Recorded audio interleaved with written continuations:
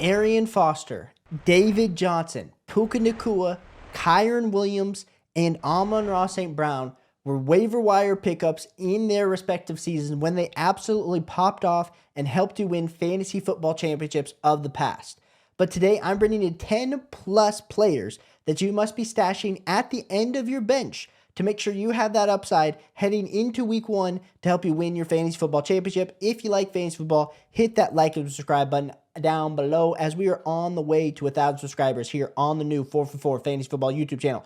Player number 1 that you need to be stashing, it's going to be Bhayshul Tuten for the Jacksonville Jaguars. And when we talk about Mr. Tuten, yes, Tank Bigsby and Travis Etienne are ahead of him on the depth chart, but let's not forget that Bhayshul Tuten was specifically drafted by James Gladstone. Even in his interview, he said, hey, I want Bhayshul Tuten added to my team. He had a 4.32 40-yard dash time. This dude was electric fast. Different skill set than both Tank Bigsby and Travis Etienne. And right now, on Sleeper, if you look over on their overall waiver wire, what's his roster? He's only rostered in 42% of leagues.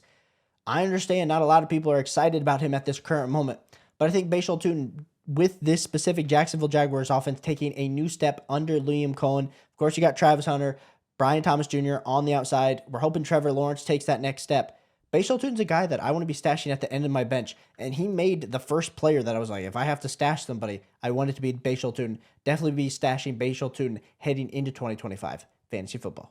My second guy you need to be stashing in your fantasy football leagues heading into week 1, it's going to be Ollie Gordon for the Miami Dolphins. And we got word that Jalen Wright is dealing with that injury, so Ollie Gordon is sliding into that RB2 role next to Devon Achane. And we've seen Devon struggle with his health sometimes, in his rookie season. We saw that happen.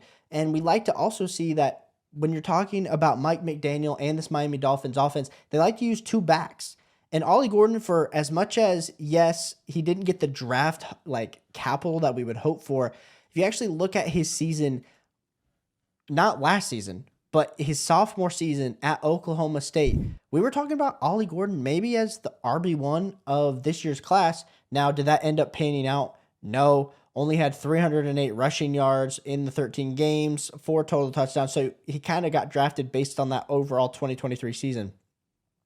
I still want to be taking a shot on Ollie Gordon just because he's that much different than Devon. 6'1", 226, so a lot bigger, a lot stronger. Now, he's a little bit slower, compares on-player profiler very similarly to a guy like a Tyler Algier. But like we said, Jalen Waddle, Tyreek Hill on the outside. I want to be taking a shot on potentially their RB2 early on in the season. Give me some Ollie Gordon as an absolutely great stash in your fantasy football league. My third player you should be stashing for fantasy football, it is going to be Woody Marks for the Houston Texans. And if you tune in and subscribe to the 4for4 website, highly recommend. Actually helps me win my fantasy football championships each and every year. Use code YouTube, actually get you 25% off. You can actually view these rankings that I'm talking about. John Polson has actually pulled off his rankings, Joe Mixon, because he doesn't believe that Joe Mixon is actually going to play this year. A lot of reports are starting to come out that Joe Mixon probably should be off everybody's draft boards. But you're looking at this this running back core for the Houston Texans. Specifically, we got Nick Chubb, Dameon Pierce, and Woody Marks. And Woody Marks was drafted in the 4th round, kind of more as a pass-catching back. But we did see him produce on the ground in 2024. Got over 1,000 rushing yards at USC. Not super fast, compares pretty much on player profiler mainly to Kenneth Gainwell. I still want to be taking a shot on Woody Marks, especially with CJ Stroud. He's an immobile quarterback, likes to pass the ball downfield, but especially with no more Laremy Tunsil for the Houston Texans. How is this offensive line going to hold up? And if they can't hold up, are they going to have to pass the ball down to the running backs just a little bit more? Give me a little bit of Woody Marks heading into 2025 fantasy football. And I'm actually giving you guys in the order that I would actually be stashing these players because I think that's important. So, Tuten would be my number 1, Ollie Gordon would be my number 2, and then Woody Marks would be my number 3. My number 4 player, though, that I would be stashing is going to be Jalen Coker for the Carolina Panthers. And Cokeheads unite, because there's a lot of us that liked picking him up. We liked what we saw last season. Now, was it absolutely Amon-Ra St. Brown light? No, it was not. 8.4 fantasy points per game, full PPR, wide receiver 58.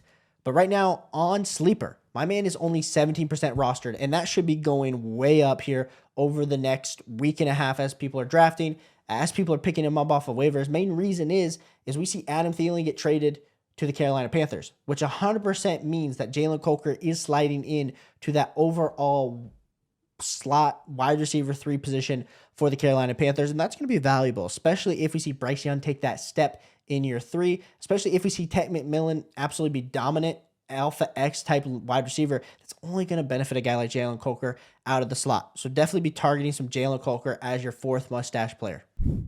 My 5th player you need to be stashing in fantasy football, and like I said, you don't need to have a full bench full of stashes, but these are stashes for everybody, depending on your size of league, is going to be Isaac Teslaa, who's currently stashed and rostered in 27% of leagues. And Isaac Teslaa was an interesting prospect out of the University of Arkansas.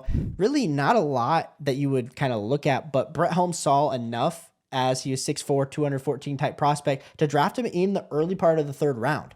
He did run a 4.43 40-yard dash time, but a lot of people were just like, hey, interesting pick by Brett Holmes. We'll have to see what happens. And then all of a sudden in the preseason, we start to see Isaac Teslaa absolutely pop off.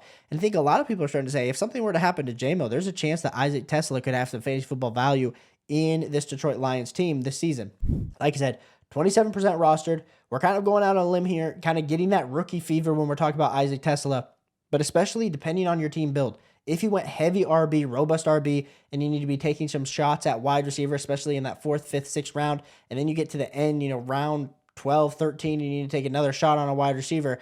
I do like a guy like an Isaac Teslaa. I do prefer Jalen Coker at this current point because we have seen that production on the field, but definitely be taking a chance, a sleeper on Isaac Teslaa if you can. Stash number 6. It is going to be Dylan Sampson for the Cleveland Browns. And Dylan Sampson maybe could have not made this list because he's probably not necessarily a stash, because right now over on Sleeper, he is 50% rostered. We still have Quinshon Judkins, who is still not signed. So it's really the Jerome Ford, Dylan Sampson show. I assume Jerome Ford's probably going to get the start in week 1. But for me, I still want to be taking a shot on a guy like a Dylan Sampson, especially if he's your RB4, RB5 that you kind of have at the end of your bench stashed. I like a Dylan Sampson. I'm not saying this Cleveland Browns team is going to be good, but Dylan Sampson was drafted in the 4th round. He did have a really good production profile out of the University of Tennessee. So give me a shot on Dylan Sampson because he is different enough that I feel like Jerome Ford, yes, we saw some production with Nick Chubb going out last season when Jerome Ford was the main guy, but nothing crazy. So I do feel like Dylan Sampson, if he just shows a little bit of burst, could easily pass Jerome Ford on this depth chart and make Dylan Sampson the guy that you want to be owning, especially as we don't know when Quinshon Judkins, if Quinshon Judkins is even going to play this season. Now, the next guy we're going to talk about, it is going to be Chris Rodriguez for the Washington Commanders. And yes, Ja'Cory Krosky-Merritt, JCM, has been absolutely all the hype for the Washington Commanders because we see B-Rob get traded for a 6th-round pick, and everyone's assuming, hey, that means they absolutely love Ja'Cory Krosky-Merritt. They're going to be running with him and Austin Eckler as the main 2 running backs. Now, Chris Rodriguez, let's not forget, was drafted in the 6th round last season out of the University of Kentucky. He is an older prospect, older NFL player at 25 years old. In year 2, it's just a little bit different of a running back. I mean, I feel like Austin Eckler, JCM are kind of that same type of build where he's 5'11", 224, a little bit more in between the tackle type runner. This Washington Commanders team is not the Washington Commanders of old because we have Jaden Daniels. We're assuming Debo, Terry McLaurin. We're hoping Zach Ertz continues to stay up high, doing well. Benson maybe takes that next step. But this running attack is kind of an unknown at this point. And so if I need to take a shot, especially like we said, maybe I went heavy wide receiver and I'm just kind of shooting for some upside shots, and like those early round, Tuten, Gordon, Marks are gone, then I would take Chris Rodriguez kind of here sliding in as like a RB4 or 5 type, kind of sliding in as my number 7 stash. Now, number 8 stash for this video, it's going to be Chris Godwin. And Chris Godwin, surprisingly, is now in Sleeper is 83% rostered. So technically won't fit the budget of this, but I did kind of want to make a high note that when you're looking at the overall, like his ADP, especially as we're heading into drafts over on 4for4 is absolutely falling and plummeting. And so definitely go check out where Chris Godwin is. I'm not saying that someone won't just draft him and stick him in their IR spot. That would be the smart thing to do. But some of you guys play in leagues where people are not that aware of what's actually going on. So Chris Godwin should be a guy that is 100% stashed if he is not. Next guy we're going to talk about, it's going to be Deontay Thornton, who gets drafted to the Raiders out of the University of Tennessee. If we're looking at this kind of depth chart right now for the Raiders, you got Jacoby Myers, clear wide receiver 1. They bring in Amari Cooper, so a lot of people are worried about Deontay Thornton with Amari Cooper. But honestly, I'm still taking Deontay Thornton over Amari Cooper. He still's got to learn the offense. We got Geno Smith throwing the ball, and then Trey Tucker and Jack Besh at that wide receiver 3 spot. I'm not saying it's going to be super fantasy football relevant because Deontay Thornton is an absolute burner. 6'5", 22 years old, 205 pounds. Kind of reminds me of like a Michael Williams type, where really good on those vertical threat routes. But Deontay Thornton, right now only 31% roster, but continuing to see that kind of climb week in and week out. Okay, next one's going to be kind of a homer pick for me. We're going to be talking about Tahj Brooks for the Cincinnati Bengals. And Tahj Brooks, he had 14 touches for 56 yards in that final preseason game 11 days ago. And when we're looking at this backfield, it's Chase Brown, it's Samaje Perine, and it's Tahj Brooks. I'm not trying to say anything. I know Samaje Perine can provide some relief for Chase Brown on those, third down plays. But I think if anything were to happen to Chase Brown, and knock on wood, I have plenty of Chase Brown shares. I'm not trying to risk injury, but, injuries happen. Tahj Brooks would be the one that I'd want to own in this Cincinnati Bengals backfield, especially considering the fact that this Cincinnati Bengals defense is going to be absolutely atrocious. And so if I can get a piece of this offense, like I said, Jamar Chase, T. Higgins, everyone loves them. Everyone loves Joey B. Everyone loves Chase Brown this year. But Tahj Brooks is one of those guys in the background that I'm absolutely stashing, especially if I'm playing in a deeper league. I understand that some of you guys are playing in a 2 running back, 2 wide receiver, 1 tight end, 1 QB, 1 kicker, 1 defense type format, and then you got like 4 bench spots. Tahj Brooks is probably not making it onto your team. He's only 10% rostered over on Sleeper.